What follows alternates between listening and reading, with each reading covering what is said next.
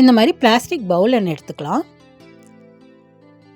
இந்த மாதிரி plastic spoon எடுத்திருக்கேன். அதை கொஞ்சம் விட்டுட்டு கட் பண்ணி எடுத்துக்கலாம். இப்போ இந்த மாதிரி கட் பண்ணி எடுத்திருக்கேன். இந்த மாதிரி ஸ்பூனெல்லாம் கட் பண்ணி எடுத்திருக்கேன். இதை பவுலுக்கு பின்னாடி வச்சு ஒட்டிக்கலாம். க்ளூகன் யூஸ் பண்ணி தான் ஒட்டியிருக்கேன். இப்போ இந்த மாதிரி ஒட்டி எடுத்தாச்சு. ரொம்ப ஈஸியாக சீக்கிரம் செஞ்சிடலாம். க்ளூகன் நிறையா அப்ளை பண்ணி சைடு உள்ளே எல்லாம் நிறையா அப்ளை பண்ணும்போது ஒட்டும்போது நல்லா ஒட்டிக்கும், இல்லைன்னா விழுந்துடும். க்ளூகன் நிறையா அப்ளை பண்ணிங்கன்னா நல்லா ஸ்ட்ராங்காக ஒட்டிக்கும். இப்போ இந்த மாதிரி ஒட்டிட்டேன். இதை டெக்கரேட் பண்ணுறதுக்காக கோல்டன் கலர் ஸ்ப்ரே பெயிண்ட் வச்சு ஸ்ப்ரே பண்ணியிருக்கேன். நீங்கள் அக்ரிலிக் பெயிண்ட் கூட யூஸ் பண்ணிக்கலாம். பின்னாடி நான் அடிக்கலாம், பின்னாடியும் அடிச்சுக்கலாம். இதை கோல்டன் ஸ்ப்ரே பண்ணும்போது பார்த்தா மெட்டல் மாதிரியே தான் இருக்கும். தூரத்துலேருந்து பார்த்தீங்கன்னா மெட்டல் மாதிரியே தான் இருக்கும். பிளாஸ்டிக் நீங்கள் சொன்னீங்கன்னா தான் தெரியும். அந்த அளவுக்கு அழகாக இருக்கும். இப்போ ஒரு டம்ளரில் தண்ணி வச்சு உள்ளே வச்சுக்கிறேன். அப்போ தான் கொஞ்சம் வெயிட்டாக இருக்கும். சுற்றியும் பூ வச்சுருக்கேன். உள்ளேயும் கொஞ்சம் தண்ணி ஊற்றி பூ வச்சுருக்கேன்.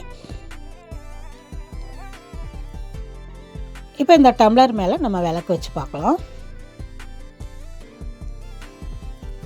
இப்போ இந்த டம்ளருக்கு மேலே ஒரு தட்டு வச்சு அதில் நான் விளக்கு வைக்கிறேன்.